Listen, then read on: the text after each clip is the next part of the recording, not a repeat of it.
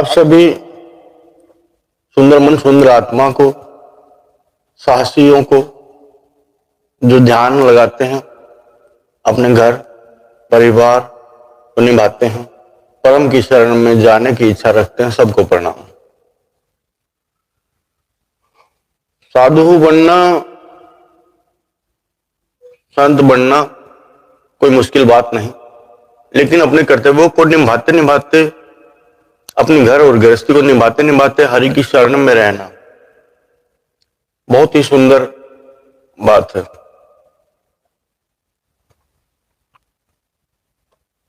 जीवन में अपनी अपनी जिम्मेदारियां, अपनी अपनी जो ड्यूटी निभाते हैं घर और परिवार के प्रति, समाज के प्रति, अच्छी कमाई करके उनको बांटते हैं। अच्छी सोच जिनके भीतर रहती है, जो निराश नहीं होते, वो अपनी मंजिल की तरफ अग्रसर रहते हैं।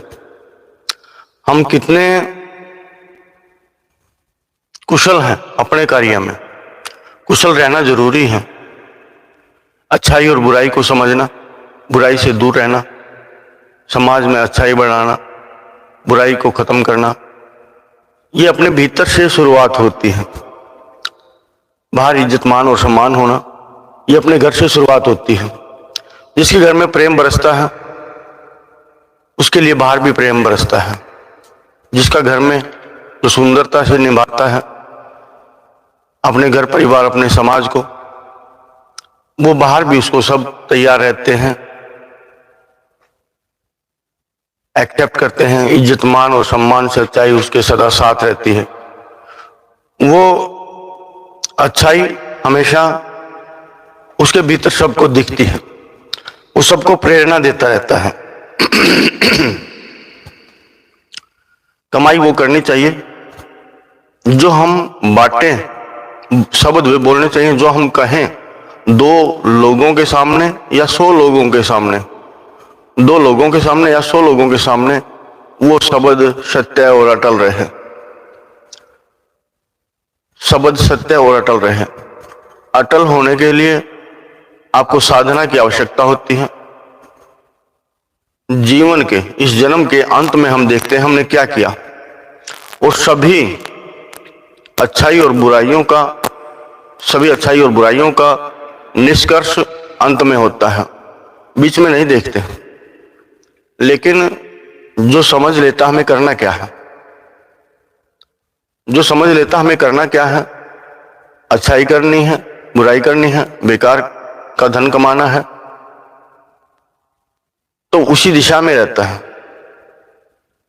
हम अपने घर और परिवार को जिस अनुसार निभाएंगे, उस परिवार में किस प्रकार की खुशियां लाएंगे, वो आपके मन के ऊपर निर्भर करता है कि आप घर परिवार में भी नीति चलाते हैं, राजनीति चलाते हैं, या प्रेम की धारा बहाते हैं। प्रेम की धारा बहाना, प्रेम के अनुसार चलना बड़ा सुंदर होता है। वो हर किसी को अच्छे ढंग से निभा सकता है, परम को भी, प्रकृति को भी और दुनियादारी को भी। दुनियादारी से हम कुछ चाहेंगे तब आप धोखा खाएंगे। दुनियादारी में हम बांटेंगे कमा के अपने भीतर से, तब आप सही दिशा सही मार्ग पे चलेंगे। सहज होना, शांत होना, शांत होना, निरोग रहना, स्वस्थ रहना, ये आपके हाथ की बात है। धीरे धीरे आप किसी भी चीज को, किसी भी बुराई को हटा सकते हैं, किसी भी अच्छाई को जगा सकते हैं। आपके भीतर की शक्तियां, आप संकल्पित हैं, होंगे और होना होगा कि मैं अपने घर और परिवार को आपके होते हुए कोई परेशानी ना हो। अगर आपके होते हुए अगर घर परिवार परेशान है, या कोई उपलब्धि नहीं मिलती, या उनकी खुशी नहीं मिलती, या उनकी बढ़ोतरी नहीं होती, तो फिर आपके करने का लाभ नहीं, आप कुछ कर नहीं रहे हैं। जब आप करते हैं तो उनको सुख मिलता है। कोई भी कार्य, कोई भी सूझ और बूझ, कोई भी समझदारी। इसीलिए जो अच्छी गुणवत्ता के लोग होते हैं, उन्हीं से गुणों का आदान और प्रदान करना चाहिए, बदलना चाहिए, स्वयं को छांटना चाहिए। अपने सुंदर जीवन का, अपने सुंदर जन्म का निर्माण करने के लिए बुराइयों को हमेशा त्यागना होता है, इंद्रियों को हमेशा समेटना होता है, इंद्रियों को अपने अधीन करना होता है। अधीन का मतलब है वो भी प्रेम से, वो भी आप समझ के, शरीर के रोग को भी, रोग हो जाए उसके अनुसार उसको ठीक करते करते चलना। रोग भी नहीं कहेगा, साथी हो जाएगा, कहेगा कोई बात नहीं। बीच में दुश्मन की तरह अड़के खड़ा नहीं होगा। हम लोग हिम्मत हारते हैं, दर्द हुआ सिर में, दर्द हुआ शरीर में, या हुई कोई परेशानी, तो उसके प्रति हम सोचते हैं हमारा कुछ बचेगा नहीं, क्योंकि पीड़ा, दर्द, दुख जो हमने कर्म किए हैं उनके हमें मिले हैं, लापरवाही की है, उनको भोगना होगा। लेकिन जिस दिन से आप समझदार हो जाएं, जिस दिन से आपको जीना आ जाए कि चलना किस ओर है, जाना सबको सब उसी ओर है, एक ही तरफ चलना है, लेकिन लोग भटके हुए हैं। जन्म को सफल करना ही आपका ध्येय, आपकी रुचि होनी चाहिए। सच्चाई और अच्छाई कमा के बांटना चाहिए। आपके घर में सदा प्रेम रहना चाहिए। एक दूसरे के प्रति सद्भावना जरूरी है, जिससे आपके घर परिवार में खुशियां बढ़ती हैं। घर और परिवार में खुशियां बढ़ती हैं जब आपका घर चहकता है, जब आपका घर महकता है, जब आपका मन सबसे मिलता है, औरों से भी मिलता है, तब आप सबके मन में वास करते हैं। जब आपके भीतर किसी का वास नहीं, तो आप भी किसी के भीतर वास नहीं कर सकते। आपके भीतर भी सबका वास होना चाहिए, श्रद्धा और भाव जाग जाना चाहिए। चाहे आपके परिवार का सदस्य छोटा है चाहे बड़ा, सबके लिए आपके भीतर इज्जत, मान और सम्मान रहना चाहिए, तभी सब लोग आपका इज्जत, मान और सम्मान करते हैं। समाज की दुनियादारी की, अगर आपके भीतर सच्चाई अच्छाई का प्रकाश है, आपके भीतर ज्योति विद्यमान है, ज्योति जाग जाए। ज्योति किससे जागेगी? आपको भी किसी सभ्य की ज्योति से वो ज्योति लगा के जगानी होती है। जिस दिन आपकी ज्योति जाग जाएगी, उस दिन आपका मन संतों के अनुसार होगा, संत मन आपका होगा और कभी स्वार्थी नहीं होगा। स्वार्थ खींचते हैं, अपनी ओर लुभाते हैं, छोटे सुख आपको खींचते हैं, लेकिन छोटे सुख, छोटे स्वाद के चक्कर में आप अपना खरा नहीं रख सकते। मिलावट होगी, वो आपके स्वभाव में या आपके स्वास्थ्य में बुराई पैदा करती है। बुराई पैदा ना होने दें, अपने श्वास पे ध्यान दें, अपने श्वास को नीचे से ऊपर ले जाएं। जो आपने सीखा समझा करके देखेंगे तो परिवर्तन होगा।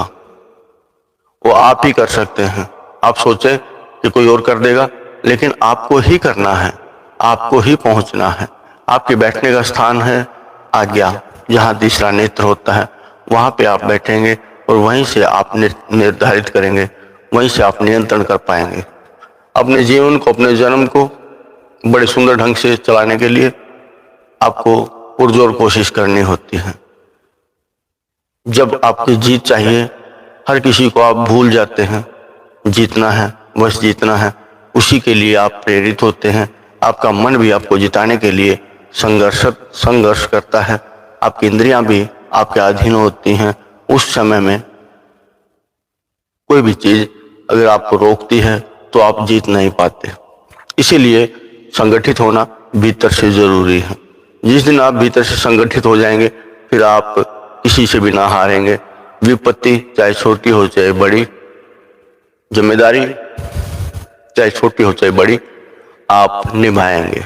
और निभा के चलना ही आपका ध्येय भी है और धर्म भी है। और इसीलिए आपने जन्म भी लिया है। आप हमेशा सोचते हैं कोई दुखी है, आप बगल से निकल जाते हैं, मुझे क्या, मुझे क्या, अगर मैं इसकी मदद कर भी दूं तो ये मुझे श्रेय नहीं देगा। तब आप दुखी होते हैं, तब आप कुंठित होते हैं, श्रेय नहीं दिया। श्रेय लेने वाले, श्रेय लेने वाले, श्रेय चाहने वाले कभी सफल नहीं होते। करने वाले अच्छाई, करने वाले सच्चाई, तो चाहे कोई भी हो, चाहे घर परिवार से हो, दुनिया समाज से हो, तो वो तो करने वाला तो श्रेय की इच्छा नहीं रखता, वो तो अच्छाई करता है, मदद करता है, सेवा करता है और आगे निकल लेता है। जो खड़ा रहता है कि इसने मुझे कुछ कहा ही नहीं, इसने मुझे कुछ कहा ही नहीं, मेरी बड़ाई की नहीं, तो वो कभी अच्छे रास्ते, अच्छाई के मार्ग पे नहीं चल सकता, वो अटक के खड़ा रहता है, वो हारता है। मैंने इतना भला किया, मैंने इतनी भलाई की और मुझे क्या मिला, मुझे बुराई मिली। न भलाई से मतलब है, न बुराई से मतलब है। आपको करके आगे बढ़ना जरूरी है। एक माँ बाप अंधकार में रहता है, अपने बच्चों को लालन पालन करने के लिए बड़ा दुखी रहता है, उनकी इच्छाओं को पूरा करने के लिए, उनको सुख देने के लिए अपने आप को दांव पे लगा के रखता है, हमेशा दुखी रहता है, आगे से आगे सोचता है, क्योंकि वो अपना पितृ धर्म निभाता है। कि माता अपना मातृ धर्म निभाती है, खुद नहीं खाती। खाना ना खाना एक अलग बात है, लेकिन प्रेरणा मिलना सुंदर बात है। आप प्रेरणा किससे लेते हैं? आप ऊपर जुड़े हुए हैं किसी से जो आपको संभाले रखे, जो आपका हाथ पकड़े रखे, वो प्रकृति और परमात्मा है। फिर आप दुखी नहीं रहते। जो प्रकृति और परमात्मा को सुंदर लगता है वो आपके साथ होता है और प्रकृति और परमात्मा करता है। जो मिलेगा आपको आपके कर्मों के अनुसार मिलेगा। अगर आपने मन से कर्म किया है, ईमानदारी से किया, वफादारी से किया, तो वो आपका कर्म बड़ा सुंदर बना के प्रकृति आपके सामने पेश करेगी, आपके जीवन में रूपांतरित करेगी। आपके जीवन जन्म को रूपांतरित प्रकृति करती है। लेकिन कहीं किसी से भी, समाज दुनिया से भी आप पिछड़ते हैं, आप अपना धर्म ठीक से नहीं निभाते हैं, ईमानदारी नहीं करते हैं और पूर्णता पे विश्वास नहीं रखते हैं, तो उतना ही फॉर्मेलिटी प्रकृति भी करेगी। प्रकृति भी उतनी ही फॉर्मेलिटी करेगी। लेकिन उम्मीद रखना कर्म करने के बाद, उम्मीद रखना कर्म करने के बाद, वो तो अच्छा नहीं। जो उम्मीद रखते हैं वो खड़े ही रहते हैं, वो आगे नहीं बढ़ पाते हैं, समय आगे निकल जाता है, कुछ कर नहीं पाते। लेकिन बहुत सारे लोग होते हैं जो सभ्य होते हैं, जो सही होते हैं, जो समझ चुके होते हैं, जो जागे हुए होते हैं, वो दुखी नहीं होते। उसके सामने जो आता है, चाहत आपके प्रति रखता है किसी भी चीज की, मदद की, तो आप मदद करते हैं और चले जाते हैं। किस प्रकार? क्योंकि आपका एक तो आपके भीतर की शक्तियां जागृत हों, वो आपको सुझाएं, आपको बुझाएं, आपके भीतर ही परम विराजमान हो। एक राजा दान करता था। सुबह उसके दरबार के सामने, उसके महल के सामने बहुत भीड़ लगती थी। किसी को कुछ चाहिए, किसी को कुछ चाहिए, और वो सबको बांटता रहता था। लेकिन जब वो हाथों से किसी की झोली में डालता तो उसकी गर्दन झुकी हुई होती। अब असभ्य तो कहेंगे, सीना भी चौड़ा होगा, नजरें भी आकाश में उठी रहेंगी, और उसके मन में भी भाव होगा तेरी मदद मैंने की। लेकिन उस राजा की नजरें हमेशा झुकी रहती थी। किसी ने पूछ लिया, राजा नजरें उठा के देख कौन है, और नजरें क्यों झुकाए रहते देते टाइम में? राजा का बड़ा सुंदर जवाब था, देने वाला देता है, मैं तो माध्यम हूं, फिर मैं श्रेय क्यों लूं? इसीलिए मेरी नजरें झुकी रहती हैं। तू ही दाता, तू ही करता, मैं तो मात्र माध्यम हूं। मैं अपना नाम किसी धर्म पे, दान पे रखूं कि मैंने दान किया, मैंने धर्म किया, तो ये बेईमानी होगी और बेईमानी अच्छी नहीं। तो हमेशा नजर झुका के किसी की मदद करनी चाहिए। सामने देने वाला भी भगवान है और लेने वाला भी भगवान है, फिर हम क्या हैं? समझने वाला समझता है देने वाले को भी। एक डॉक्टर भी ऐसा ही होता है। कर्म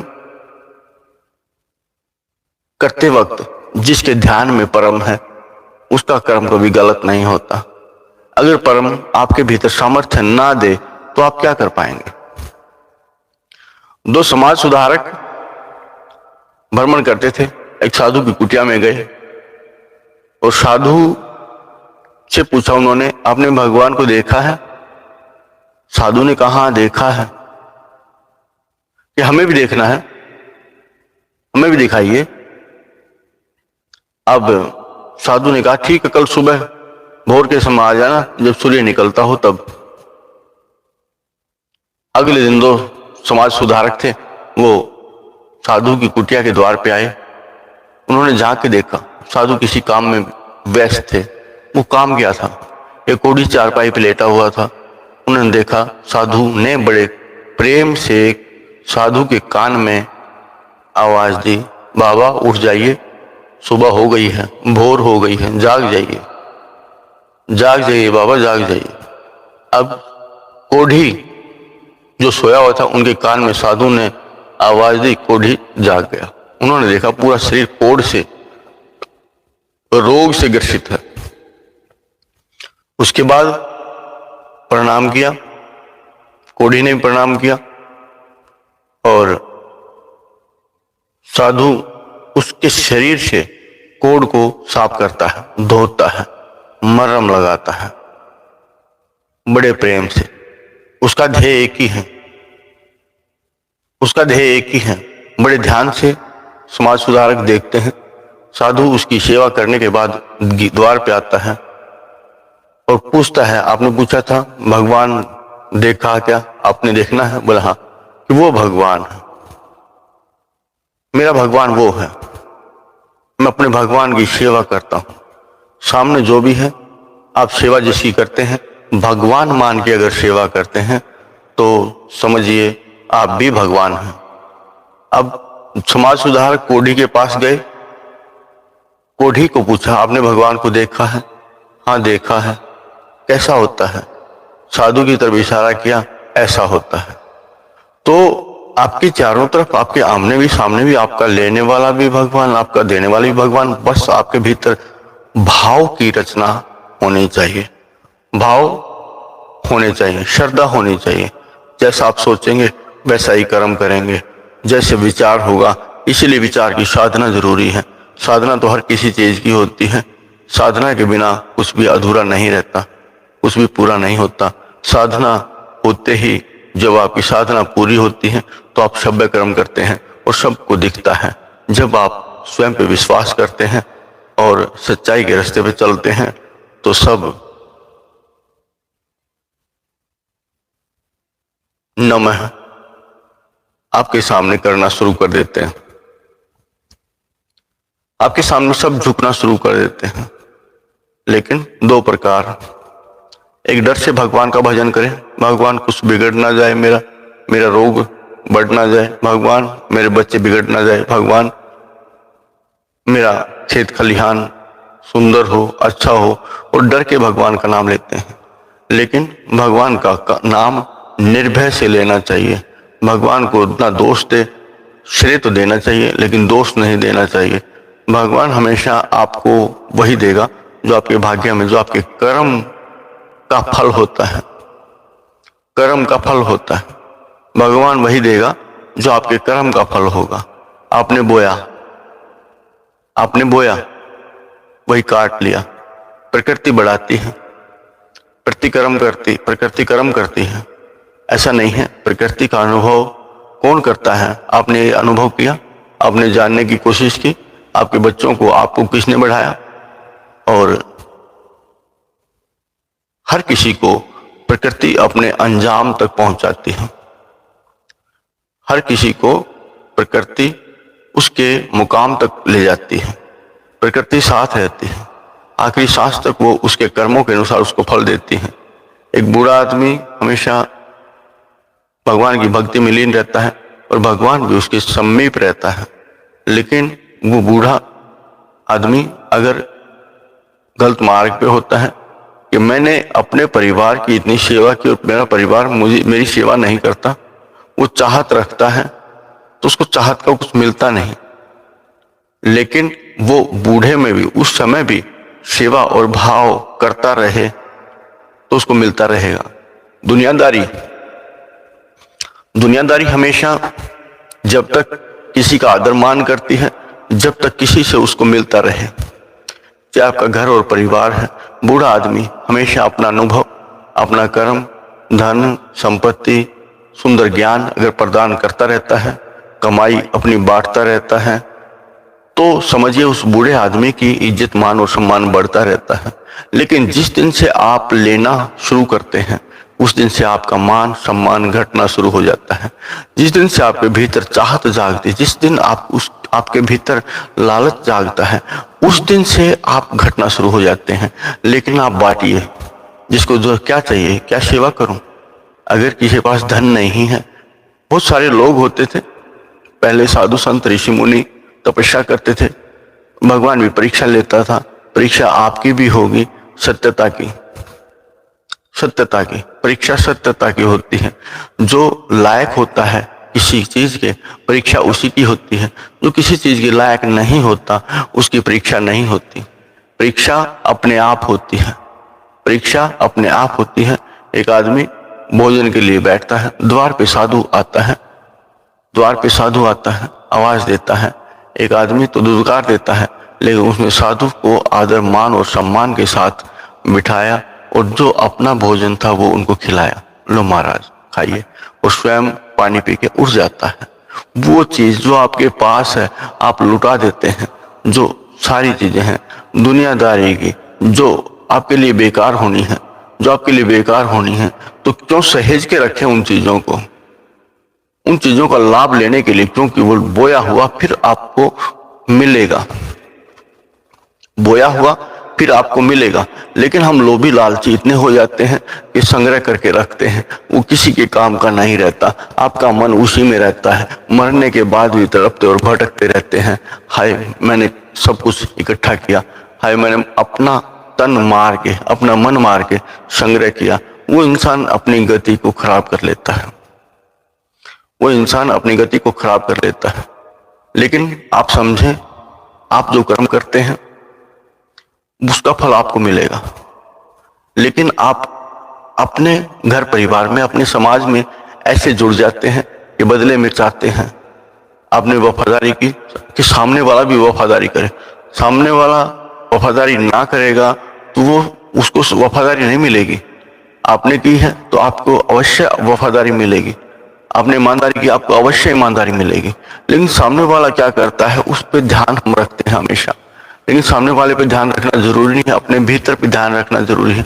मेरे पास है क्या?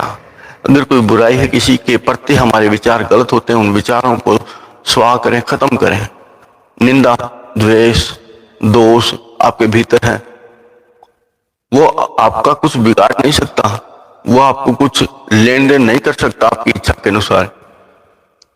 लेकिन अगर आपके पास भाव है तो आप भाव दें उसको, चाहे सामने वाला गलत होने दें, कोई फर्क नहीं पड़ता। आपका अगर वो सामने वाला अपमान करता है लेकिन आपके भीतर मान है तो मान करें उसका।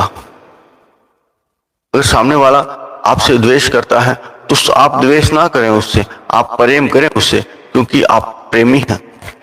अगर आप प्रेमी हैं तो सामने वाला आपके प्रेम को आज नहीं तो कल लेगा, क्योंकि दुनिया लालची लोभी है। द्वेष उसका खत्म होगा, दुश्मनी खत्म होगी, दुश्मनी से आप रहित होंगे। लेकिन जब हमारे भीतर दोष और द्वेष होगा तो सब लोग प्राय अपने आप होते चले जाते हैं।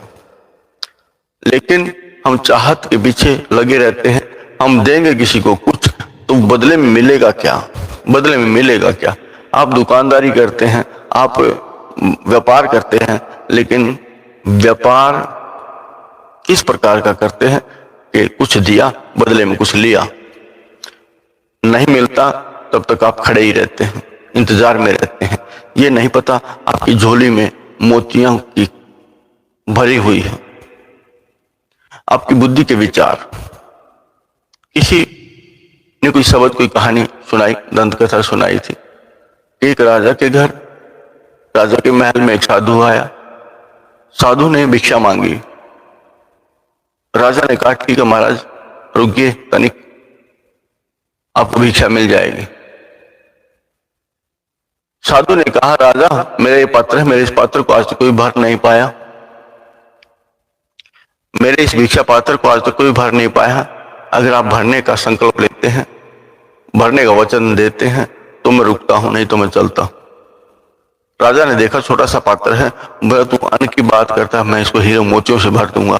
राजा ने अहंकार से कहा ठीक है राजा, भर दे, देख लेना, आज तक कोई भर नहीं पाया है, आज तक कोई भर नहीं पाया है, राजा देख लेना। राजा फिर अहंकार से, मेरे पास, मेरे भंडार में, मेरे खजाने में अथाह खजाना हीरे मोतियों का भंडार है, सोने चांदी का भंडार है, मैं इसको भर दूंगा, कोई फर्क नहीं है। एक बार फिर साधु ने कहा कि सोच ले राजा। हाँ सोच लिया, कोई फर्क नहीं पड़ता, आपको भर के भेज दूंगा। और राजा ने सैनिकों को भेजा कि खजाने से हीरे मोती उठा के लाए। हीरे मोती लाए, लेकिन वो पात्र नहीं भरा, लेकिन वो पात्र नहीं भरा। और लगातार सब खजाने उसके उस पात्र में समाते गए, सब खजाने उसके उस पात्र में समाते गए, लेकिन पात्र नहीं भरा। नगरी में पता लगा ऐसा साधु आया है, ऐसा पात्र उसके पास है कि वो पात्र भरने का नाम ही नहीं लेता, वो पात्र भरने का नाम ही नहीं लेता। सब नगरी इकट्ठी हुई। जब सांझ हुई, राजा के सारे खजाने, सारा सब कुछ उसमें स्वाह हुआ, वैभव अहंकार से खत्म हुआ। तब राजा हाथ जोड़ के खड़ा हुआ। राजा ने कहा मैं हार गया, आपने ठीक ही कहा था, इसको आज तक कोई भर नहीं पाया, इसको आज तक कोई भर नहीं पाया। अब बताइए ये आपकी कलाकारी है, आपकी जादूगरी है, या कोई तंत्र विद्या है? आप बताइए क्या है? तब साधु ने कहा कि मैं किसी शमशान से गुजर रहा था, वहां किसी की खोपड़ी मैंने उठाई, ये पात्र उसी की खोपड़ी का है। खोपड़ी का मतलब बुद्धि का है, मस्तिष्क का है। आज तक किसी के मस्तिष्क की चाहत को कोई भर नहीं पाया, पूरा कर नहीं पाया। 99 का फेर होता है, 100 हुए, फिर से 99 पूरे हुए, फिर 100 हुए, फिर से 99 पूरे हुए। इंसान की चाहत, इंसान की जिज्ञासा, इंसान कभी भी अपने बुद्धि को, विचारों को भर नहीं पाया। चाहे सारी पृथ्वी का राज्य एक आदमी करता हो, लेकिन उसकी चाहत फिर भी अलग होगी। आसमान में और मेरा राज्य हो, स्वर्ग में और मेरा राज्य हो, स्वर्ग भी मेरे अधीन हो, उसकी चाहत कभी मरती नहीं। लेकिन जिसने अपनी चाहत को रोक लिया, जिसने संतुष्टि कर ली कि जो भी कुछ है मेरे पास उपलब्ध वो बहुत है, अपनी चाहत को रोक लिया। क्योंकि हर किसी की बुद्धि इतनी कुबुद्धि होती है कि उसको चैन नहीं लेने देती। सारा जन्म जीवन मारा मारी रहती है, सारा जीवन जन्म मारा मारी रहती है, लेकिन चाहत नहीं मिटती। मेरा मेरा, घर परिवार मेरा मेरा, लेकिन मरने के बाद क्या मेरा? कुछ भी नहीं। तो ये ध्यान में मरना सबसे अच्छी बात है। समझ में आएगा कि हाँ कुछ भी मेरा नहीं, कुछ भी मेरा नहीं। निभाना जरूरी है, घर गृहस्थी परिवार निभाना जरूरी है, लेकिन आपके भीतर अगर संतों जैसी दशा होती है, संतों वाला मन होता है, तो आपका परिवार भी उस भाषा को समझता है। अपने आप ही तरंगे मन के द्वारा मन तक पहुंचती हैं। आप भी उस सुंदरता को उपलब्ध हो सकते हैं, उस अच्छाई को उपलब्ध हो सकते हैं जो संतुष्टि के बाद होती है। अगर बुद्धि के अनुसार चलेंगे तो कभी आप चैन से न रह पाएंगे। दिन और रात दौड़ते ही रहेंगे, दिन और रात दौड़ते ही रहेंगे, लेकिन सफर कभी पूरा नहीं होगा। चाहत कभी, इच्छा कभी पूरी नहीं होगी। अपनी इच्छाओं को विराम देना अगर आपको आता है, अगर आप अपनी इच्छाओं को, अपनी तृष्णाओं को विराम दे सकते हैं, बस अब और नहीं, मैं इसी में संतुष्ट हूं। एक आदमी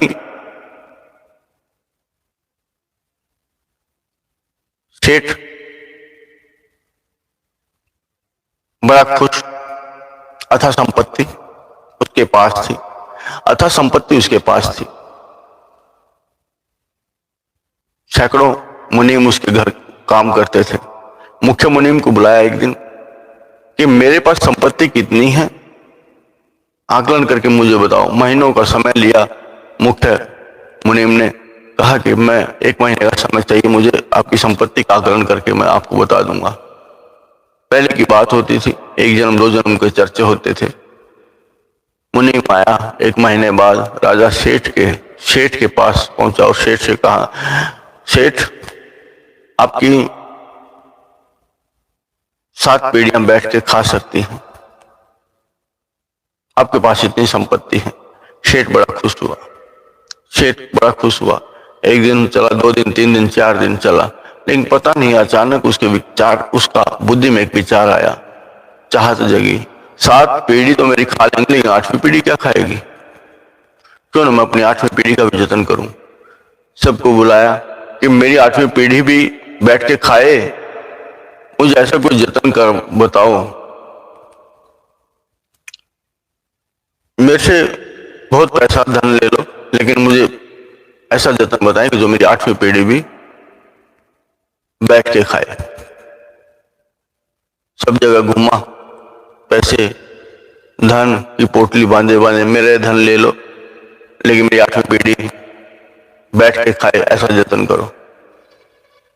सबने कहा एक साधु नगरी के बाहर पहाड़ की गुफा में है, आप वहां जाएं, वो साधु आपका समाधान कर सकते हैं। साधु के पास सेठ पहुंचता है और अपनी बात बताता है, आप 1 लाख 2 लाख रुपए ले लें, सोने की अशर्फियां ले लें, भूमि का टुकड़ा ले लें, लेकिन मेरी 8वीं पीढ़ी का जतन करें, बताएं। बोला हाँ हो जाएगा। साधु ने कहा हो जाएगा। सेठ बड़ा खुश हुआ, बताइए कितना धन लेंगे? धन की आवश्यकता नहीं, 1 बोरी आटा लगेगा। ठीक है, 1 बोरी आटा मंगा देता हूं अभी। 1 बोरी आटा सेठ ने मंगाया। साधु ने कहा कि गली के नुक्कड़ पे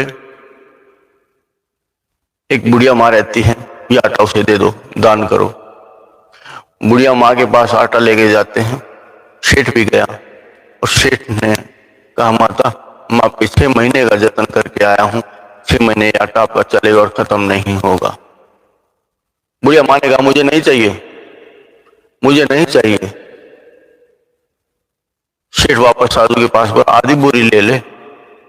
सेठ ने आधी बोरी के लिए कहा कि आधी ले लो, कि नहीं चाहिए मुझे। साधु के पास फिर सेठ आया कि आधी भी नहीं था, उस जो जितना लेती है उतना उसको दे दो। सेठ बुढ़िया माई के पास आता है, कहता माई 20 किलो ले ले, नहीं। 10 किलो ले ले, 5 किलो ले ले, नहीं चाहिए। 2 किलो ले ले, नहीं चाहिए। अच्छा 1 समय का तो ले ले। बुढ़िया माई ने जवाब दिया, मुझे परवाह नहीं है, जिसने मुझे अब दिया है वो मुझे सुबह भी देगा, और जो सुबह देता है वो शाम को भी देता है। मुझे ये नहीं चाहिए। जो मुझे आज तक देता है, मुझे उस पर विश्वास है, मैं उस पर विश्वास नहीं हटाना चाहती। और जिसने मुझे अभी के लिए दिया है वो सुबह के लिए भी देगा। सेठ वापस अपने आटे की बोरी को लेकर साधु के पास पहुंचता और साधु से पूछता है, उसने तो कुछ भी नहीं लिया, अब मेरी 8वीं पीढ़ी का जतन कैसे होगा? साधु ने कहा, बुढ़िया माई ने क्या कहा? बुढ़िया माई ने कहा कि मुझे तो जिसने अब दिया वो सुबह की भी देगा। जब वो सुबह की परवाह नहीं करती तो 8वीं पीढ़ी की परवाह करता है। वो सुबह की परवाह नहीं करती, जो होगा अच्छा होगा। आज तक आपका कुछ बिगड़ा नहीं, लेकिन स्वयं को सहज करना जरूरी है। वो सुबह की परवाह, अगले समय की परवाह नहीं करती, अगले समय का भी लेकिन नहीं रखती, लेकिन तू 8वीं पीढ़ी का जतन करता है। लेकिन कलयुग की माया अलग है, इस युग की माया अलग है। यहाँ तो सब कुछ सोचते हैं, एडवांस में रखना चाहते हैं कि सब कुछ होगा, सब कुछ होगा। होगा तो इज्जत होगी, धन होगा तो इज्जत होगी, लोगों में प्रतिष्ठा होगी तो अच्छा जीवन हो मानते हैं। लेकिन हरि भजन, हरि ध्यान, हरि शरण कोई नहीं जाना चाहता। अपने भीतर कोई प्रवेश नहीं करना चाहता। सब दूसरों को देख के उनके अनुसार ही चलते रहे। भेड़ चाल, जो पिता ने किया वो पुत्र करेगा, जो माँ ने किया वो पुत्री करेगी।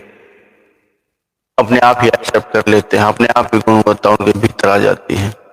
लेकिन अपनी कमाई कोई नहीं करता।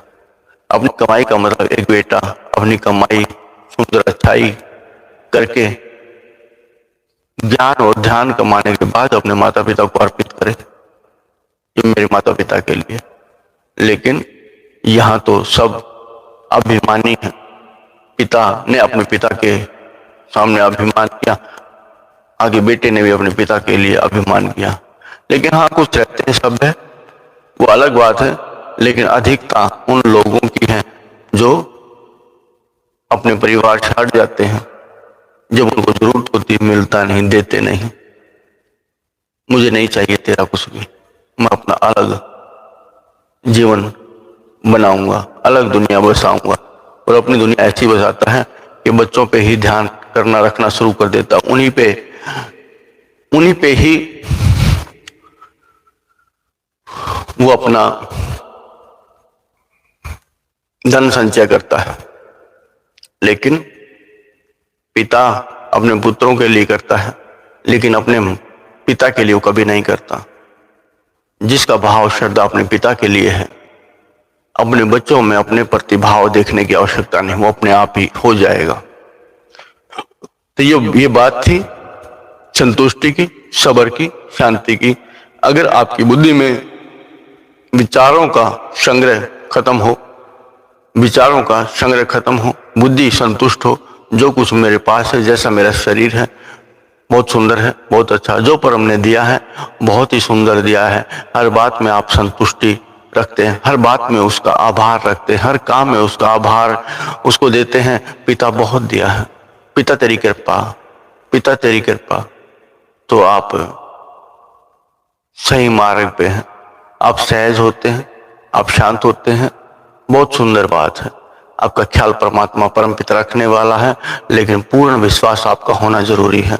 अधूरा विश्वास, अधूरा ज्ञान, अधूरा कर्म कभी भी सफल नहीं होता, वो अच्छा नहीं होता, हमेशा दुखदाई रहता है। तो आधा प्रेम दुखदाई होगा, तो दुखदाई जहां आप चल पड़े उसको पाने की चेष्टा करें। जो साधना आप करते हैं, अपने घर गृहस्थी को बसाते हैं, तो उसको सफल करने की चेष्टा करें। आपकी घर गृहस्थी है वो भी सफल हो, आपके रिश्ते नाते सफल हो, आपकी भक्ति भी सफल हो। भक्ति कैसे सफल? आपका परमात्मा आपके सन्मुख है, आप जड़ से रोग बुराई को हटा सकते हैं, आप में वो संपूर्णता है आप चाहें तो। लेकिन असंतुष्ट आदमी बीच में ही भाग खड़ा होता है। जो जिम्मेदार नहीं वो अपने निर्वैन पे आधे में भाग लेता है। जो सही है, जो सभ्य है, जो पूर्ण है, जो साधक है, जिसने साधना की है, वो अपनी कला के अनुसार कर्म में पूर्णता जीव भर देता है, जीवित कर देता है। जीवित करने की कला आपके पास भी है। किसी भी कर्म को, किसी भी सोच को, किसी भी प्राणी को, किसी भी आप मार्गदर्शन करते हैं किसी का भी, अपने घर और गृहस्थी को जीवित करना आपका धर्म है। जीवित कब करेंगे? जब जीवित करने की कला आपके भीतर होगी, पूरा करने की कला आपके भीतर होगी। डरते हैं, लगता है मगरमच्छ पे बैठे कहीं डूब ना जाए, हमारी बिगड़ ना जाए। अपनी इज्जत को जो है नहीं इज्जत, उसका डर रहता है कहीं बेइज्जती ना हो जाए, कहीं बुराई ना हो जाए। लेकिन जो दिखता नहीं लेकिन है वो परमात्मा, उसकी तरफ हमारा ख्याल नहीं जाता। लेकिन जो इज्जत मान और सम्मान है, उस जो प्रतिष्ठा है, लोगों में क्या प्रतिष्ठा है, एक पल में हाँ, एक पल में ना, एक पल में लोग मानते हैं, एक पल में नहीं मानते। लेकिन लोग जो नहीं है कुछ भी, इज्जत बेइज्जती, उसके लिए हम दुखी रहते हैं। ऐसा ही दुख होता है, ऐसा ही दर्द होता है। जो नहीं है आपको उसको मानते हैं, जो है शरीर में उस दर्द को अपना मानते हैं, जो है शरीर में उस दर्द को अपना मानते हैं। ये मुझे हुआ है, जबकि आत्मा अमर है, उसका कुछ बिगड़ता नहीं, उसको कभी दर्द नहीं होता। जो अपनी आत्मा तक पहुंचने की चेष्टा करता है, लगन लगाता है, उसको तो मरना होगा। बिना मरे पहुंच मुश्किल है। इंद्रियों की इच्छाएं खत्म हो जाए या खत्म हो जाए या सभ्य हो जाए, भीतर हो जाए, एकमत हो जाए, आपकी बुद्धि में कोई विचार ना हो, आत्मा की सब माने, तब आप विकसित होते हैं, तब आप विकसित होते हैं, तब आपके भीतर नए सृजन होते हैं, नए प्रकाश का उदय होता है, नए सूर्य का उदय होता है, नए चांद और तारे निकलते हैं, नए सुंदर फूल खिलते हैं जो आपने कभी देखे ही नहीं। लेकिन उसको देखने के लिए आपको दुनियादारी से हटना होता है, उसको उन फूलों को देखने के लिए दुनियादारी से हटना होता है, अपने भीतर में प्रवेश करना होता है, अपने स्वयं को जानना और जागना होता है। तो आप किस दिशा में हैं, आपकी सोच कहाँ है, वही चीज आपके लिए मुख्य है। दुनियादारी सामर्थ्य करनी है या परम सामर्थ्य करना है, साधना पूरी करनी है, अधूरी छोड़नी है। अपने गुरु का मान और सम्मान बढ़ाने के लिए आप दोनों हाथ जोड़ लें, भीतर से गदगद हो, अपने गुरु का आह्वान करें, अपने भीतर की आंखें खोल के अपने गुरु के प्रति समर्पित हो जाएं, ऐसे जैसे एक छोटा बच्चा अपने माता या पिता से लिपट जाता है, उनके प्रति भाव होता है, उसको ऐसा लगता है कि जो मिला मुझे बहुत कुछ मिला और इससे अधिक मुझे कुछ चाहिए भी नहीं, उससे अधिक नहीं चाहिए। जो सामने है पहले उसको सामर्थ्य करो, उसको पूरा करो, उसको गदगद करो। जब पुत्र लिपटता है तो पिता भी गदगद होता है और पुत्र भी गदगद होता है, फिर उसको भय नहीं रहता, उसको संभालने वाला, उसको सब कुछ देने वाला, उसका दाता उसे मिल गया हो। आपका भी दाता आपके भीतर है, अपने भीतर अपने दाता के समीप उनके चरणों में लिपटिए और मानिए, संतुष्ट होइए कि बस ये मिल गया, पिता मिल गया, अब मुझे भय नहीं, ये स्वयं ही मुझे सब कुछ अब मेरा अपने पास ही अपने आप ही आ जाएगा, मुझे कहीं दौड़ने भटकने की आवश्यकता नहीं, क्योंकि पिता मिला है। ज्ञान, ध्यान, धर्म, जिस चीज की आप इच्छा